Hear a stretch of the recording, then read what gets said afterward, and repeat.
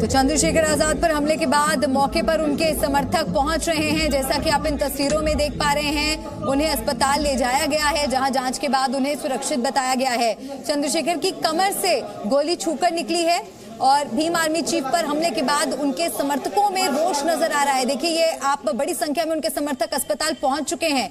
और वहीं अब कहीं ना कहीं इस मामले के बाद यूपी की कानून व्यवस्था पर सवाल भी उठ रहे हैं कि आखिर कैसे दिन दहाड़े इस तरह से ताबड़तोड़ गोलियां एक राजनेता पर चला दी जाती हैं। और ये अब देखिए, गाड़ी की तस्वीरें भी लगातार हम आपको दिखा रहे हैं। चंद्रशेखर आजाद इसी गाड़ी में सवार थे जिस वक्त उन पर ये हमला हुआ, जानलेवा हमला किया गया है। देवबंद में ये जानलेवा हमला उन पर किया गया है।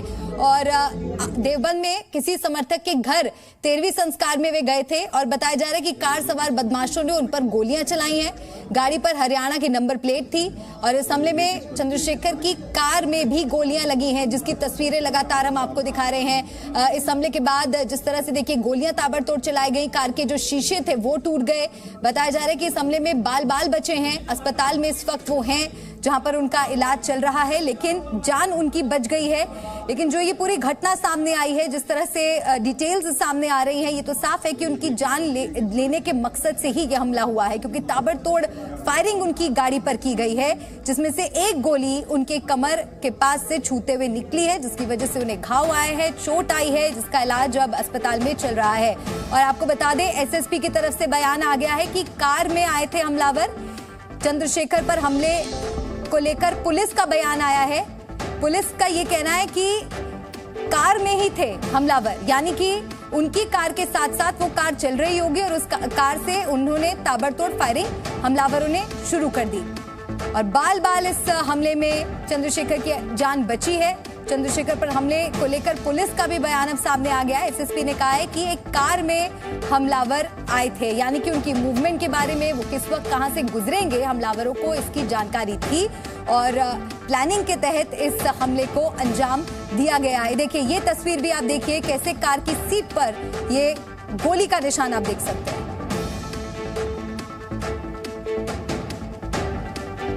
मोहम्मद आकिब सचिव है चंद्रशेखर की पार्टी के, उनसे हम बात करेंगे। सर, सबसे पहले तो हम आपसे ये जानना चाहेंगे कि उनकी सेहत को लेकर क्या जानकारी है, क्या अपडेट?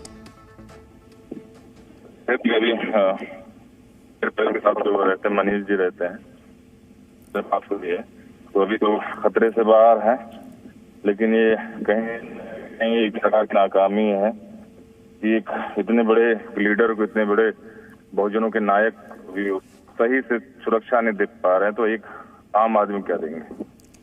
आकिब साहब, ये कितने बजे की घटना है और कार में उनके साथ कौन कौन उस वक्त मौजूद था जब ये हमला हुआ? कार उनके साथ 2-3 साथी थे अपने संगठन के। जहाँ मुझे अभी पूर्ण रूप से जानकारी नहीं है, बस इतना है कि कुछ लोग आए और गोली चलाए और चले गए। जो जानकारी आ रही है एसएसपी की तरफ से भी ये बयान सामने आ चुका है अब इस हमले को लेकर कि जो हमलावर है वो भी एक गाड़ी में ही मौजूद थे और हरियाणा नंबर प्लेट की वो गाड़ी थी जिन्होंने ताबड़तोड़ फायरिंग शुरू कर दी। जी, अब तो ये जो है गाड़ी नंबर कैसे बदली जाती है, कैसे प्लेट बदले जाती है, तो सरकार बताए और उनके पुलिस बताएं, उनका प्रशासन बताए, ये तो उनके लिए जांच का विषय है।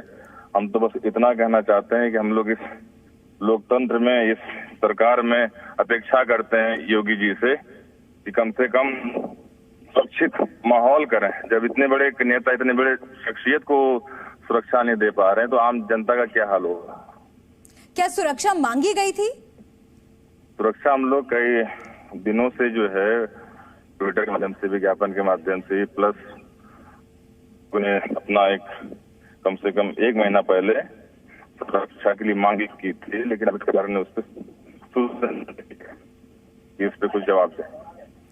आकिब साहब, क्या आप बता सकते हैं कि कौन हो सकता है इस हमले के पीछे, कौन हो सकता है जो जान लेना चाहता हो चंद्रशेखर आजाद की?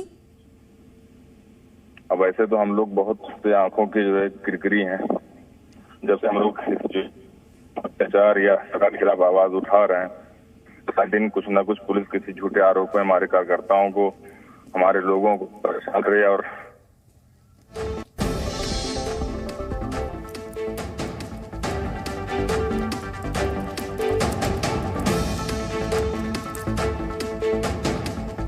कार में आए थे हमलावर। एसएसपी की तरफ से ये बयान आया है। आधे घंटे पहले फायरिंग हुई है, यानी कि शाम के वक्त फायरिंग हुई है। चंद्रशेखर पर हमले को लेकर पुलिस का बयान अब सामने आ चुका है, लेकिन सवाल उठ रहे हैं कानून व्यवस्था पर कि इस तरह से कैसे ताबड़तोड़ फायरिंग हो जाती है एक नेता की कार पर। कंवर सिंह वालिया भी हमारे साथ जुड़ गए हैं, उनसे भी हम बातचीत करते हैं। आपसे भी हम ये समझना चाहेंगे कि इस हादसे के बाद अभी पुलिस की तरफ से क्या आश्वासन आपको दिया गया है?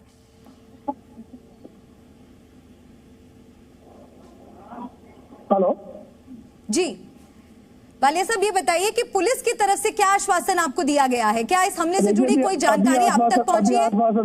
अभी आश्वासन कुछ नहीं दिया गया। सिर्फ कप्तान साहब का ही बयान आया कि हमलावर जो है गाड़ी में सवार थे। आश्वासन तो पिछले जो है 1 साल से 1.5 साल से कप्तान साहब को ज्ञापन दे रहे हैं, बार बार ये कह रहे हैं कि चंद्रशेखर भाई को सुरक्षा दी जाए, सुरक्षा दी जाए, लेकिन आज तक कोई सुरक्षा नहीं दी गई है और ये एक लापरवाही नजर आती है। और ये पूरा जो है बीजेपी के द्वारा किया गया पूरा षड्यंत्र है। जी शुक्रिया हमसे बातचीत करने के लिए। और बलराम पांडे जी मीडिया संवाददाता जुड़ गए हैं ज्यादा जानकारी के साथ। बलराम, और क्या कुछ डिटेल्स अब तक सामने आ चुकी है? क्योंकि पुलिस की तरफ से औपचारिक तौर पर सिर्फ यही बताया गया है कि हमलावर गाड़ी में सवार थे। देखिए, आपको बता दें कि चंद्रशेखर आजाद अपनी गाड़ी से एक निजी काम के लिए जा रहे थे। उस वक्त उनके साथ 3 से 4 लोग मौजूद थे और जैसे ही वो देवबंद के पास फ्लाईओवर के नीचे उनकी गाड़ी पहुंची है, हमलावर अचानक से आए और उन्होंने ताबड़तोड़ फायरिंग कर दी। करीब 4 राउंड फायरिंग की गई है। एक गोली उनके कमर के ऊपर छूते हुए निकल गई। यही वजह है कि उन्हें आनन फानन में अस्पताल में भर्ती कराया गया। हालांकि डॉक्टरों ने कहा है कि वो खतरे से बाहर है, लेकिन सवाल इस बात का है कि हमलावर कौन थे, कहां से आए थे और जो गाड़ी लेकर के वो हमलावर आए थे वो किसकी थी? क्योंकि जो वहां चश्मदीद थे उन्होंने ये बताया है कि जो HR नंबर की गाड़ी थी उससे हमलावर आए थे। हालांकि अब पुलिस इन्वेस्टिगेशन कर रही है, पूरे मामले की जांच कर रही है। सच क्या है ये तो उत्तर प्रदेश पुलिस की जांच के बाद ही पता चलेगा, लेकिन कहीं ना कहीं सवाल खड़े होते हैं कि आखिरकार जिस तरीके से चंद्रशेखर आजाद पर जानलेवा हमला हुआ है उसके पीछे किसकी साजिश है। और सबसे बड़ी बात यह है कि पिछले कुछ महीनों से जिस तरीके से चंद्रशेखर का कद धीरे धीरे बढ़ रहा था राजनीति में, बिल्कुल, और उनकी पार्टी के लोगों का भी यही कहना है कि लंबे वक्त से उनके लिए सुरक्षा की मांग उठाई जा रही थी, लेकिन उन्हें सुरक्षा मुहैया नहीं कराई गई। बलराम, शुक्रिया जानकारी पहुंचाने के लिए। नजर बनाए रखिएगा।